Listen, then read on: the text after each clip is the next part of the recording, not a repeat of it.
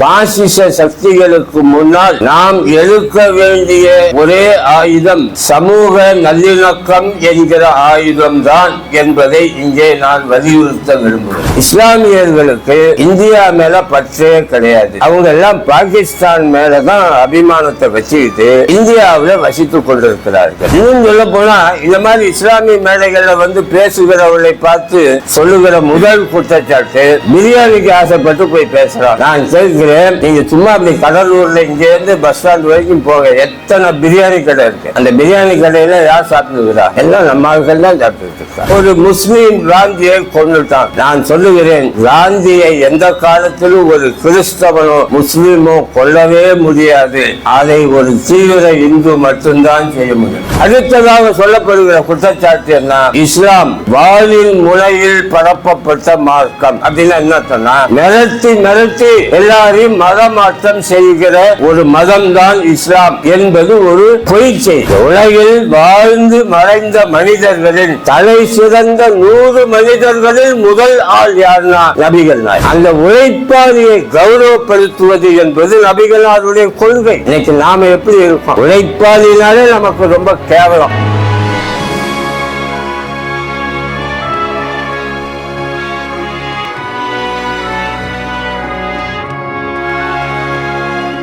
அன்றைக்குரிய அவையோரே, சகோதர மார்க்கத்தை சேர்ந்த அன்பர்களே, இஸ்லாத்தை வாழ்க்கையினுடைய பாதையாக அமைத்துக் கொண்டிருக்கிற இஸ்லாமிய தோழர்களே, இன்றைய சூழலில் இப்படி ஒரு மத நல்லிணக்க நிகழ்ச்சி நடக்கிறது, அதில் நாம் பங்கேற்க வேண்டும் என்கிற பேர் உள்ளத்தோடு இந்த அவையை பெருமைப்படுத்தி கொண்டிருக்கிறேன். அவையில் இருக்கிற அறிஞர் பெருமக்களே, உங்கள் அனைவருக்கும் என்னுடைய இனிய காலை வணக்கம். நம்முடைய ஆனந்தகுமார் அவர்கள் பேசுகிற போது குறிப்பாக ஒரு செய்தியை சொன்னார். கடந்த 11 ஆண்டுகளாக நாம் அடைந்திருக்கிற நெருக்கடிகளை அவர் எடுத்து காட்டினார். அது 11 ஆண்டுங்கிறது வெளிப்படையா தெரிகிற ஆண்டு கணக்கு.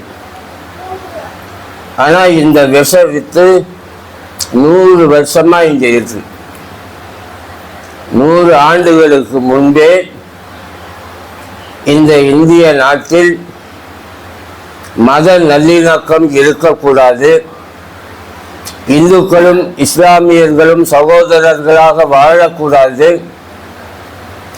மதத்தின் பேரால் நாம் ஆட்சியை கைப்பற்றி ஒரு குறிப்பிட்ட மேட்டுக்குழி சாதியினுடைய ஆட்சியை தான் இந்த இந்தியாவில் நிலைநிறுத்த வேண்டும் என்கிற வெளிப்படையான திட்டத்தோடு ஒரு இயக்கம் 1925 தொடங்கப்பட்டது.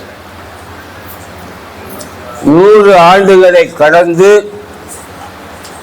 இன்றைக்கு பல்வேறு தகுதித்தங்களை செய்து, பல்வேறு சூழ்ச்சிகளை செய்து, பல்வேறு ரத யாத்திரைகளை நடத்தி, பல்வேறு பாத யாத்திரைகளை நடத்தி, எங்கெல்லாம் யாத்திரை போகிறதோ அங்கெல்லாம் பலருக்கு இறுதி யாத்திரை நடக்கிற அளவுக்கு அமைதியின்மையை உருவாக்கி அறுவடையை செய்து கொண்டிருக்கிறேன்.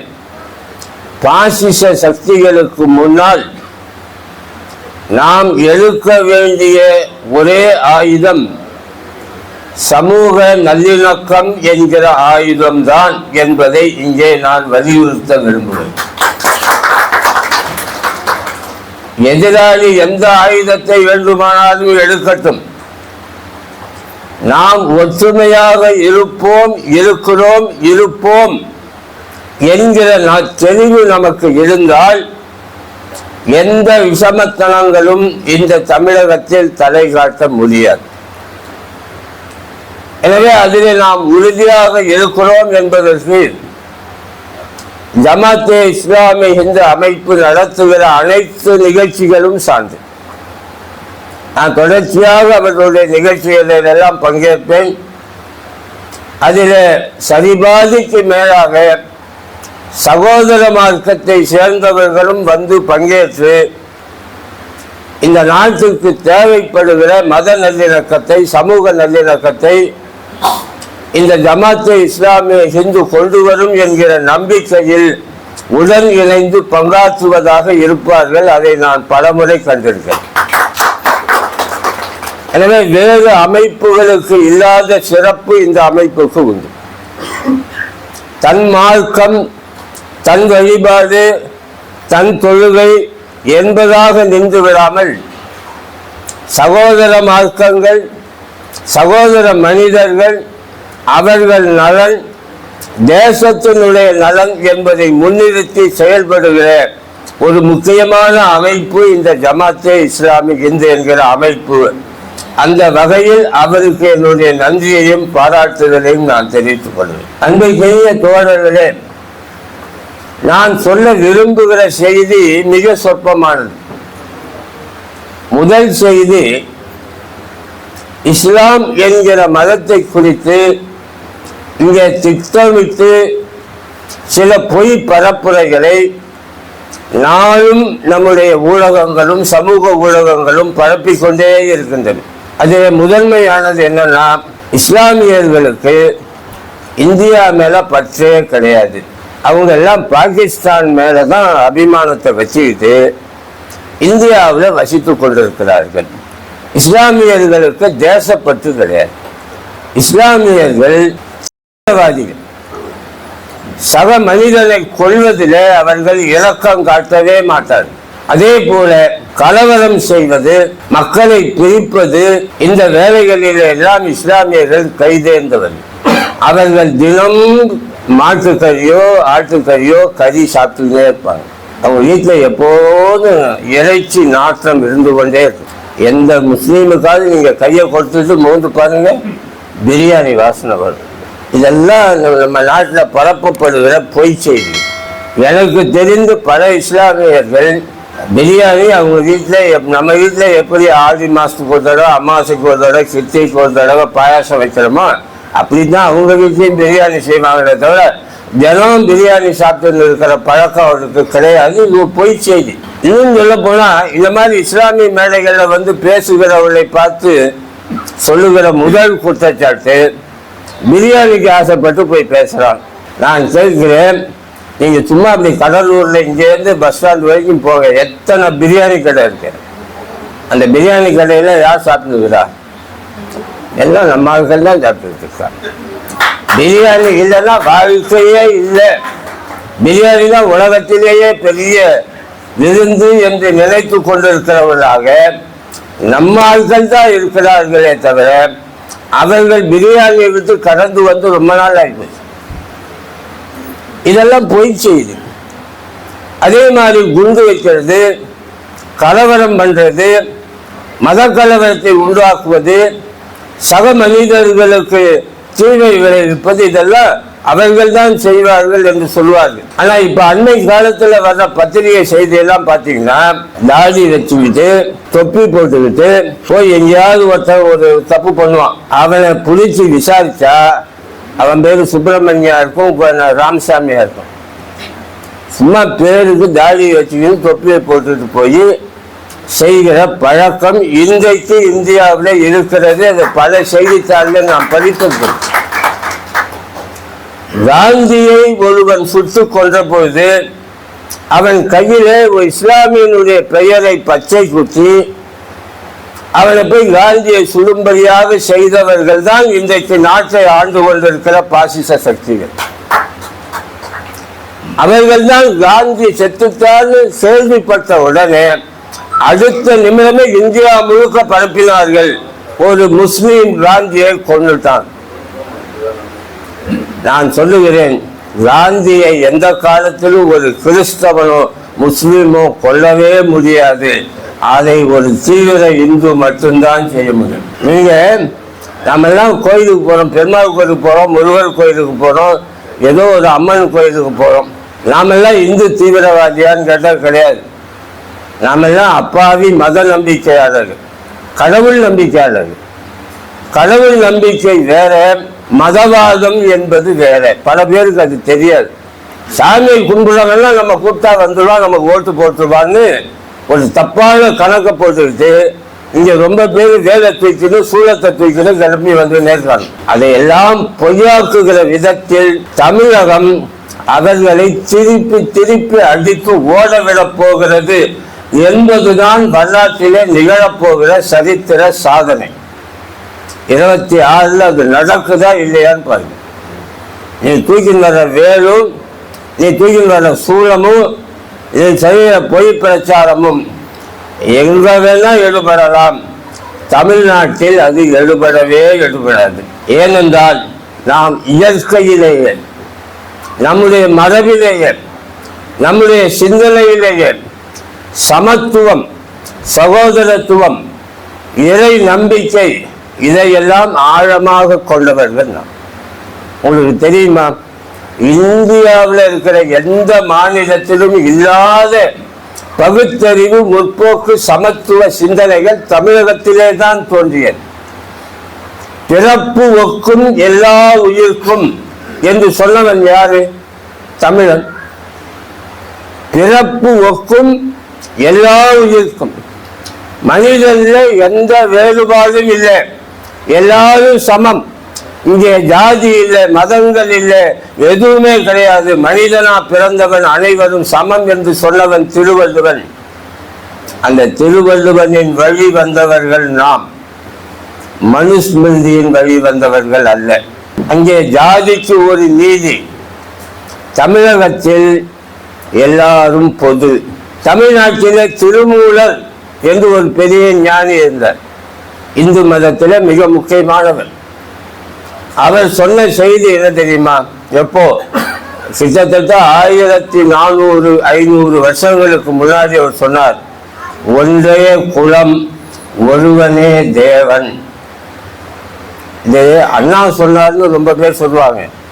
இது அண்ணா சொன்னாரு, ஆனா இது எங்க இருக்குன்னா திருமூலருடைய திருமந்திரத்தில். ஒன்றே குலம், ஒருவனே தேவன். ஒரே ஜாதி தான், ஒரே கடவுள் தான். மனிதனில் வேற்றுமை இல்லை, இறைவன் வேறு வேறானவன் இல்லை. வழிபடுகிற வழிபாடுகள் வேறாக இருந்தாலும் நாம் வழிபடுகிற இறைவன் ஒருவன்தான் என்று 1500 ஆண்டுகளுக்கு முன்பே வலியுறுத்தி சொன்ன மதம், வலியுறுத்தி சொன்ன இனம் தமிழினம்.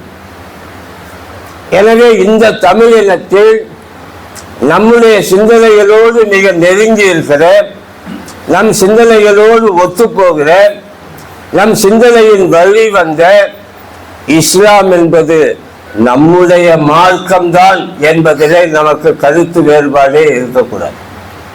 இஸ்லாமும் நம்ம மார்க்கம்தான். திருமூலர் சொன்னதான் நபிகளார் சொன்னார்.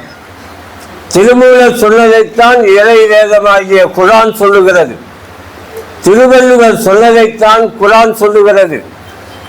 நம்முடைய இஸ்லாத்தினுடைய அடிப்படை கோட்பாடே ஒன்றுதான், இறை நம்பிக்கை. இறைவன் ஒருவன் தான், எல்லா மனிதர்களும் சமம்.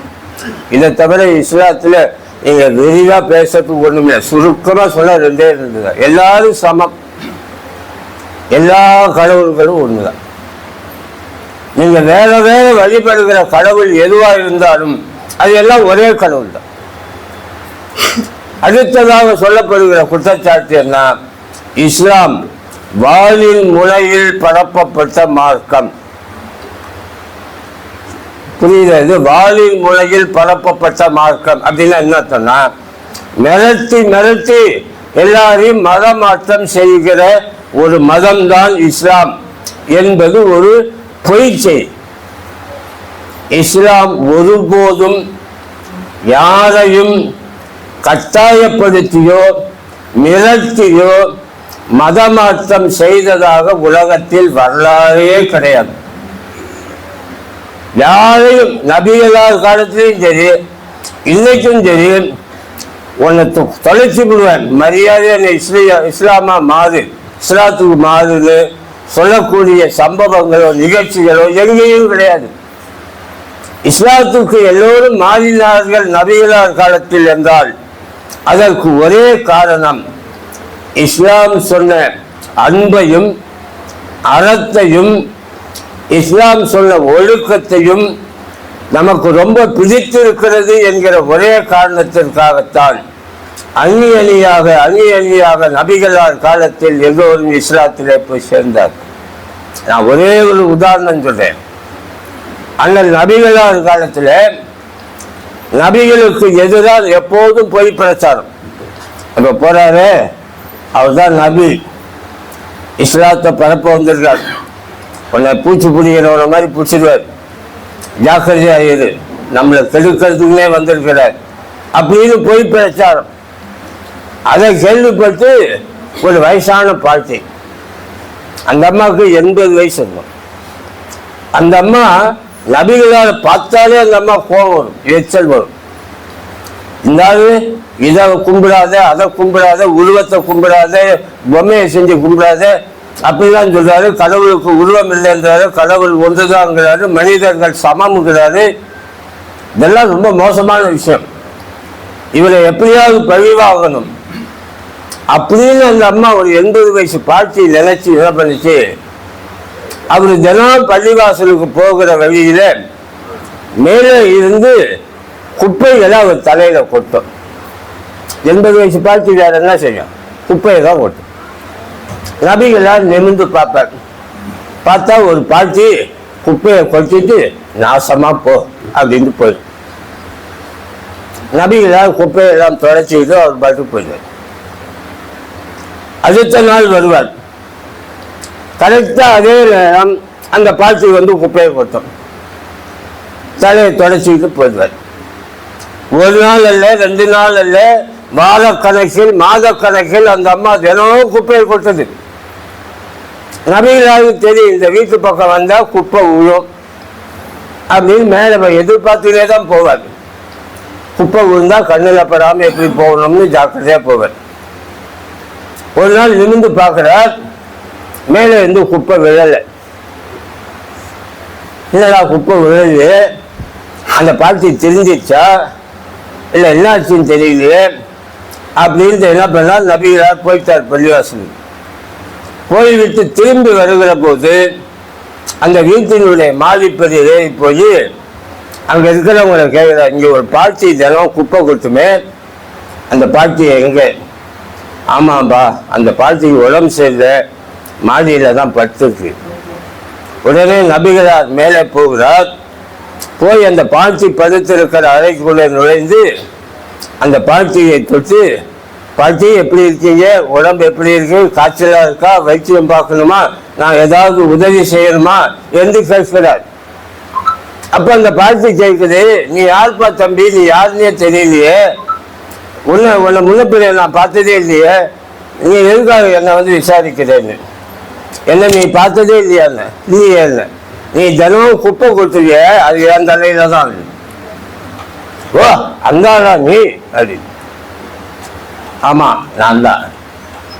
உனக்கு ஏதாவது உதவி வேணுமா என்று கேட்டு அந்த அம்மாவை அழைத்து கொண்டு போய் மருத்துவமனையில் காண்பித்து சிகிச்சை அளித்து மீண்டும் கொண்டு வந்து வீட்டில் விட்டுவிட்டு தேவைப்படுகிற உதவிகள் எல்லாம் செய்துவிட்டு திரும்பி வருகிறார் நபிகளார். மறுநாள் காலையில் வருகிறார். அந்த அம்மாவுக்கு உடம்பு சரியாயிட்டு இருந்தா நிச்சயம் குப்பை விழும் அப்படின்னு நம்பிக்கிட்டு பார்க்கிறார். அந்த பாட்டி மேலே இருந்து கீழே வந்து நபிகளாரை வணங்கி, ஐயா நான் செய்த பாவத்தை எல்லாம் மன்னித்து என்மேலும் நீங்கள் அன்பு காட்டினீர், உங்கள் அன்புதான் என்னை உங்கள் மார்க்கத்தின் பக்கம் ஈர்த்திருக்கிறது, நான் இன்று முதல் ஒரு இஸ்லாமாக மாறிவிட்டேன் என்று அந்த பாட்டி தன்னை இஸ்லாத்தோடு இணைத்துக் கொண்டார். இது நடந்த கதை.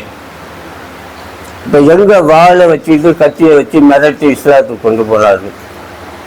அன்பினால், அறத்தினால், நியாயத்தினால், உண்மையை சொல்வதன் மூலம், பகுத்தறிவை ஊட்டுவதன் மூலம் பரப்பப்பட்ட மார்க்கம்தான் இஸ்லாம் என்பதை இஸ்லாமியர்கள் புரிந்திருக்கிறார்களோ இல்லையோ, இந்துக்களாகிய சகோதர மார்க்கத்தினர் கண்டிப்பாக புரிந்து வைத்திருக்கிறார்கள். இப்ப நான் தீவிர இந்துவும் கிடையாது, தீவிர கிறிஸ்தவனும் கிடையாது, முஸ்லீமும் கிடையாது, எனக்கு எந்த மதமும் கிடையாது. நான் ஒரு முற்போக்கு இயக்கத்தை சேர்ந்தேன். ஒரு மார்க்சிய சிந்தனையாளர். மார்க்சியத்தின் பக்கம் இருக்கிற நான் ஏன் இந்த மேடையில இஸ்லாத்தை குறித்து பேசுகிறேன் என்றால், எங்களுடைய சிந்தனை, எங்களுக்கு போதித்த பேராசான் கார்ல் மார்க்ஸ் சொன்னது, மிகப்பெரிய ஞானியாகிய புத்தர் சொன்னது, பெரியார் சொன்னது, வள்ளலார் சொன்னது, இப்படிப்பட்ட முற்போக்கான சிந்தனைகள் எல்லாம் எங்கே இருக்கிறது என்று நான் தேடுகிற போது எனக்கு இஸ்லாத்திலே தான் அதற்கு உரிய விடை கிடைத்தது. இந்த இஸ்லாம் தான் முற்போக்கு இயக்கங்களுக்கெல்லாம் முற்போக்கான ஒரு இயக்கம். இந்த இஸ்லாம் மார்க்கத்தில் பகுத்தறிவுங்கிறது ரொம்ப முக்கியம். நான் பகுத்தறிவாதி. பகுத்தறிவு தான் இஸ்லாத்தினுடைய மைய நீரோட்டம். நான் சொன்ன நீங்க நம்ப மாட்டீங்க. அது எப்படி சார், கடவுளை நம்புற மார்க்கம் எப்படி பகுத்தறிவு மார்க்கமாக இருக்க முடியும் என்று நீங்கள் நினைப்பீர்கள். கடவுள் நம்பிக்கையும் பகுத்தறிவும் வேறு வேறானது அல்ல. நான் நபிகளார் வாழ்க்கையில நடந்த ஒரு உண்மையை சொல்கிறேன். நபிகளார் ஒரு ராஜ்யத்தை நிறுவுகிறார். அவர் ஒரு சாதாரண மனிதர். ஒரு பல பேருக்கு தெரியாத செய்தியை சொல்றேன். நபிகளாருக்கு எழுத படிக்கவே தெரியாது, எழுதவும் தெரியாது, படிக்கவும் தெரியாது. எழுத படிக்க தெரியாத சாதாரண ஒரு கூலி தொழிலாளி. அவர்தான் இறைமறையாகிய வேதம் நம் வழியாக வந்தது என்பதை புரிந்து கொண்டு இந்த சமூகத்திற்கு வழிகாட்ட வேண்டிய கடமை நமக்கு இருக்கிறது என்பதை புரிந்து கொண்டு மக்களுக்கு சில நல்வழிகளை காட்டுகிறார். அவர் சாதாரண கூலியா இருந்து, சாதாரண கணக்கு பிள்ளையா இருந்து, ஒரு தந்தையா, ஒரு கணவனா, ஒரு சிப்பாயா, ஒரு அரசனா, இப்படி பல்வேறு பரிமாணங்களை பெற்று எல்லா நிலைகளிலேயும் மிகச்சிறந்த வாழ்க்கை, குறை சொல்ல முடியாத வாழ்க்கை, அப்பழுக்கற்ற வாழ்க்கை வாழ்ந்த ஒரே மனிதர் நபிகள் நாயகம் தான். மனிதர், ஞாபகம் வச்சுங்க, கடவுள் இல்லை. ஒரு ஐரோப்பிய அறிஞர், ஹார்ட்னு பேர் அவருக்கு, மைக்கேல் ஹார்ட். அவர் என்ன பண்ணாரு, இந்த உலகத்தில் இதுவரைக்கும் பிறந்து வளர்ந்த மிக சிறந்த அறிஞர்கள், சிந்தனையாளர்கள், அறிவியல் அறிஞர்கள் எல்லாரும் ஒரு பட்டியல் போட்டார். போட்டு அதில் ஒரு 1000 பேரை செலக்ட் பண்ணார்.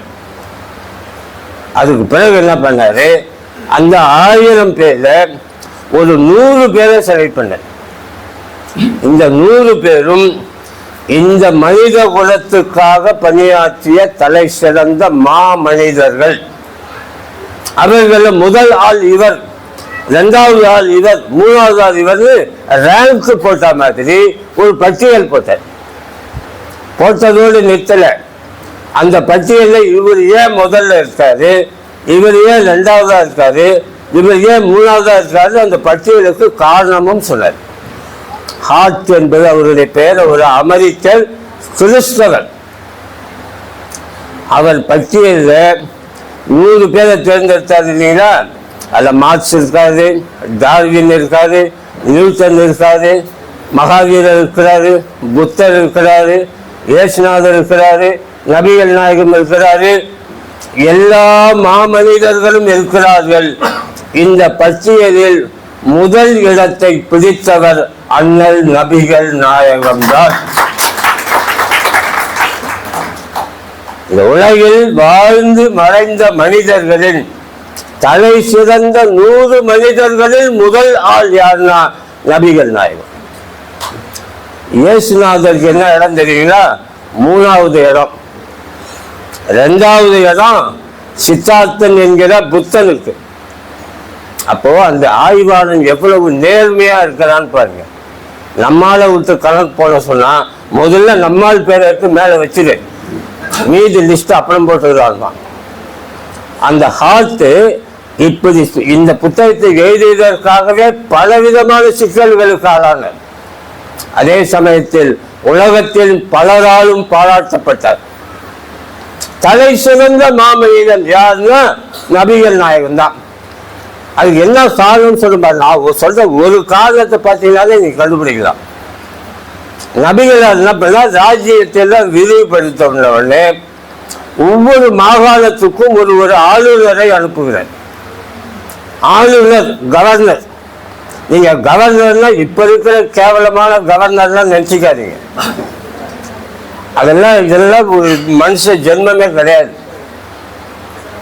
சாணியை கரைச்சி மூஞ்சில ஊத்தினா கூட தொடச்சிக்கிட்டு அது அவங்க என்ன பேசுறாங்களோ அதை தான் பேசுவாங்க. ஆனா அந்த காலத்து கவர்னர்கள், நபிகள் நாயகம் அனுப்பிய கவர்னர்கள் அறிவில் சிறந்தவர்கள், ஆட்சித்திறம் உடையவர்கள். அதுல ஒரு கவர்னரை பார்த்து நபிகளாக ஒரு கேள்வி கேட்டார். அப்பா, உன்னை நான் இந்த மாநிலத்துக்கு கவர்னரா அனுப்புறேன், உனக்கு ஏதாவது ஒரு பிரச்சனை வந்தா நீ அதை எப்படி சால்வ் பண்ணுவேன்?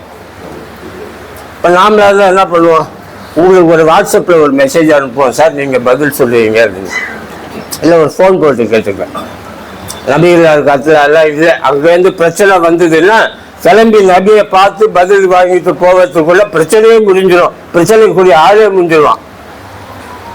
அப்போ நபிகளால் கேட்ட உடனே அந்த ஆளுநர் சொன்னார், உங்கள் வழியாக இறங்கிய இறை வேகம் இருக்கிறது, அதிலே என் பிரச்சனைக்கு தீர்வு இருக்கும், அதை வைத்துக் கொண்டு நான் ஆட்சியை நடத்துவேன் என்று அந்த ஆளுநர் சொன்னேன். நபிகளார் சும்மா இருக்கலாம்ல, இவர் அடுத்து ஒரு கேள்வி கேட்டார். அந்த இறை வேதத்தில் அந்த பிரச்சனைக்குரிய தீர்வு இல்லை என்றால் என்ன செய்வார்?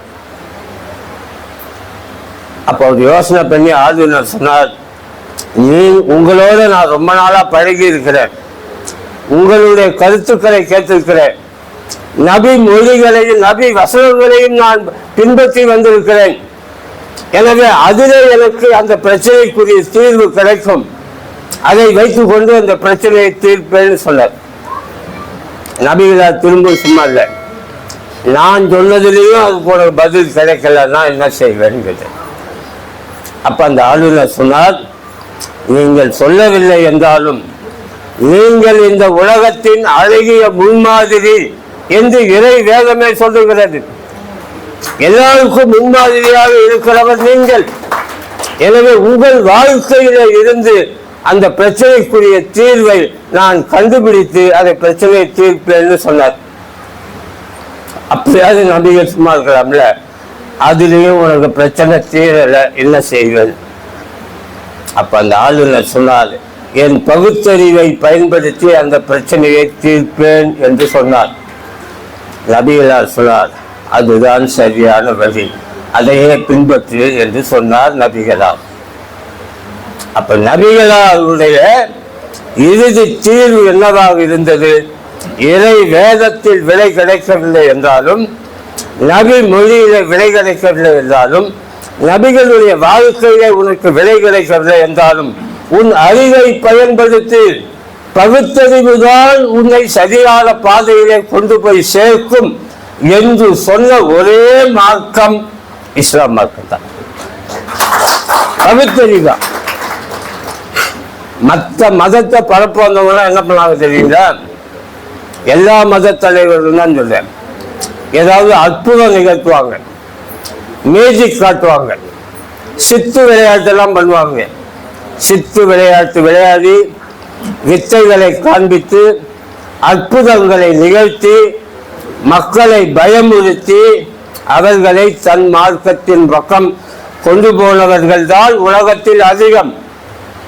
ஆனால் எந்த சித்து வேலையும் செய்யாமல், எந்த மாய மந்திரங்களையும் செய்யாமல், எந்த அதீத சக்திகளையும் பயன்படுத்தாமல் ஒரு மனிதனாகவே இருந்து மனிதனாகவே வாழ்க்கைக்கு வழிகாட்டி பரப்பப்பட்ட ஒரே மார்க்கம் இஸ்லாம் மார்க்கம். அதனாலதான் எங்களை போன்றவர்கள் இஸ்லாத்தின் பக்கம் நெருங்கி இருப்பதற்கு காரணம், இது பகுத்தறிவின் பாற்பட்டது, இது மாய மந்திர தந்திரங்கள் இல்லாமல் மனிதனை மனிதனாக வாழ்வதற்கு வழிகாட்டக்கூடிய மார்க்கம் என்பதனாலே தான். ஒரு செய்தியை சொல்லி நான் முடிச்சிடறேன். இஸ்லாத்தோடு இன்னும் எங்களை போன்ற மார்க்சியவாதிகள் நெருங்குவதற்கு இன்னொரு காரணம் இருக்கு.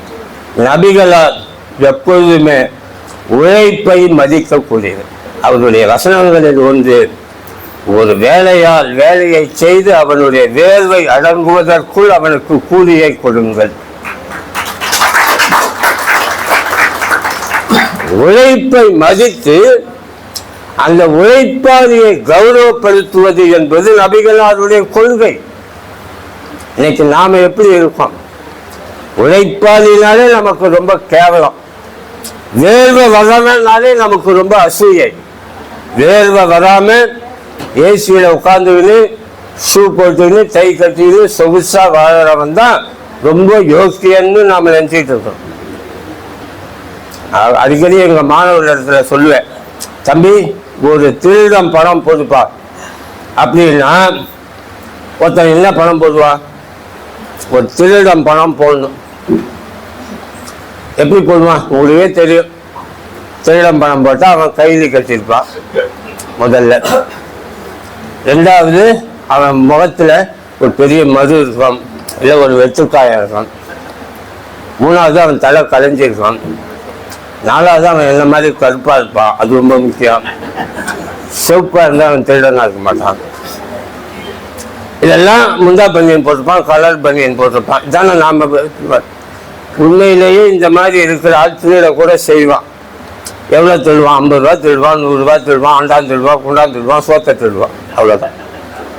ஆனால் இந்த உலகத்தில் பதிய பதிய தலைவாரி கோட்டு போட்டு கை கட்டி ஷூ போட்டு செக்கச்சிவேன்னு இருக்கிறவன் திருடுவான். எவ்வளோ தெரியுமா? 1 லட்சம் கோடி, 2 லட்சம் கோடி, 10 லட்சம் கோடி. அப்போ யார் உண்மையில் திருடர்? உழைக்கிறவனை மதிக்கிற சமூகமாக மேம்படும். உழைப்பாளியை மதிக்கணும். நபிகளார் வாழ்க்கையில் 2 விஷயம் நடந்தது. ஒன்று, அவரு பள்ளிவாசல்ல இருப்பார். எல்லாரும் வந்து தொழுதுட்டு போகும்போது நபிகளாருடைய கரத்தை எடுத்து முத்தம் கொடுத்துட்டு போகிற பழக்கம் இது. ஒரு மரியாதைக்காக செய்வாங்க. அவர் கையை பிடிப்பாங்க, அப்படி முத்தம் விட்டு போவாங்க. ஒரு நாள் ஒரு காட்டு அரபி, ரொம்ப கண்ணங்கரையில் முரட்டுத்தனமா இருக்கிற ஆளு, அவன் வந்தான். நபிகளார் கையை பிடிச்சான். நபிகளார் என்ன பண்ணாரு? அவன் கையை பிடிச்சார். இவன் கையை பிடிக்கிறது போல அவர் அவன் கையை பிடிச்சி அவன் கைகளுக்கு நபிகளார் முத்தம் கொடுத்தார். அவர்கள் போன பிறகு, அந்த காட்டு அரபி போன பிறகு ரபி தோழர்கள் கேட்டாங்க, அந்த காட்டு அரபிக்கு நீங்கள் ஏன் முத்தம் கொடுத்தீர்கள்? அப்ப நபிகளார் சொன்னார், உங்கள் கைகளை பிடிக்கும் போது அது மென்மையாக இருக்கிறது, ஆனால் அவன் கைகளை பிடித்த போது அது ரொம்ப கரடு முரடாக இருந்தது. உழைத்து உழைத்து கரம்பேறிய கைகளை உடையவனாக அவன் இருந்தான். உழைக்கிறவன் தான் இந்த உலகத்தில் மதிக்கத்தக்கவன் என்பதனால் அவன் கரத்திற்கு நான் முத்தம் கொடுத்தேன் என்று நபிகளார் சொன்னார். உழைப்பை மதிப்பது என்பது இதுதான். இன்னொரு சம்பவம் வாழ்க்கையில் நடந்தது. ஒருத்தன் எப்ப பார்த்தாலும் பள்ளிவாசல்ல இருப்பான். காலைல 4 மணிக்கு போனாலும் இருப்பான், 7 மணிக்கு போனாலும் இருப்பான், 8 மணிக்கு போனாலும் இருப்பான், 10 மணிக்கு போனாலும் இருப்பான், சாயந்தரம் போனாலும் இருப்பான், ராத்திரிக்கு போனாலும் இருப்பான். நபிகளார் பார்த்தாரு, இதனால இவன் எப்ப பார்த்தாலும் பள்ளிவாசல்ல இருக்கானே. ஒரு ஆள் கொடுத்தாரு, ஏன்பா அவன் யாரு, ஏன் பள்ளிவாசல்ல எப்போதும் இருக்கான்? ஐயா, அவனுக்கு கடவுள் மேல பக்தி அதிகம், அவன் பள்ளிவாசல் விட்டே போக மாட்டான், எப்போதும் பள்ளிவாசல்ல இருந்து இறைவனை தொழுது கொண்டே இருப்பான், அவ்வளவு பக்தின்னா. அப்போ நபிகளார் கேட்டாரு, அப்படியா? அப்படின்னா அவன் வீட்டுல குழந்தைங்க பொண்டாட்டி பிள்ளைங்களா எப்படி சாப்பிடுதுன்னு கேட்டாரு. அப்போ அந்த நண்பன் சொன்னா, அதுக்கு அவங்க அண்ணன் ஒருத்தன் இருக்கான், அவன் கூலி வேலைக்கு போவான், காட்டுல போய் மரம் வெட்டின்னு வருவான், அதை விற்று அதுலேருந்து காசு சம்பாதிச்சு தான் குடும்பத்தையும் காப்பாற்றி இந்த பள்ளிவாசல்லே இருக்கிற தன்னுடைய தம்பியுடைய குடும்பத்தையும் காப்பாற்றுவார். அப்ப நபிகளார் ஒரு வார்த்தை சொன்னார், இறைவனுக்கு இந்த பள்ளிவாசலிலே இருக்கிற இவனை விட இவர்களுடைய அண்ணனைத்தான் மிகவும் பிடிக்கும் என்று சொன்னார். எப்போதும் பள்ளிவாசலிலே இருந்து கடமையை மறந்தவனை விட கடமையை செய்துவிட்டு இறைவனை வழிபடுவனைத்தான் இறைவன் நேசிப்பான் என்று சொன்னார். இதெல்லாம் நீங்கள் நபிகள் வாழ்க்கையை கூர்ந்து கவனித்தாதான் தெரியும். எனவே இந்த மார்க்கம் இருக்கிறது, இது அற்புதங்களை நிகழ்த்திய மார்க்கம் அல்லன்னு நான் தான் சொன்னேன். மனிதர்களை மனிதர்களாக நடத்திய மார்க்கம், அன்பையும் அறத்தையும் போதித்த மார்க்கம், எல்லா நிலைகளிலும் பகுத்தறிவை விதைத்த மார்க்கம், பொது வாழ்க்கையில் ஒருவன் எப்படி இருக்க வேண்டும் என்பதற்கு இலக்கணம் வகுத்து தந்த மார்க்கம். எனவே இந்த மார்க்கத்தை நாம் புரிந்து கொள்ளுதல் வேண்டும். யாரு? இஸ்லாமியர்களும் புரிந்து கொள்ள வேண்டும், சகோதர மார்க்கத்தை சேர்ந்தவர்களும் புரிந்து கொள்ள வேண்டும். நமக்கு நடுவில் எவனா குறுக்கு சால் போட்ட வருவான், அவனை விரட்டி அழிப்பதற்கு நாம் தயாராக இருக்க வேண்டும் என்பதை சொல்லி நிறைவு செய்கிறேன். நன்றி, வணக்கம்.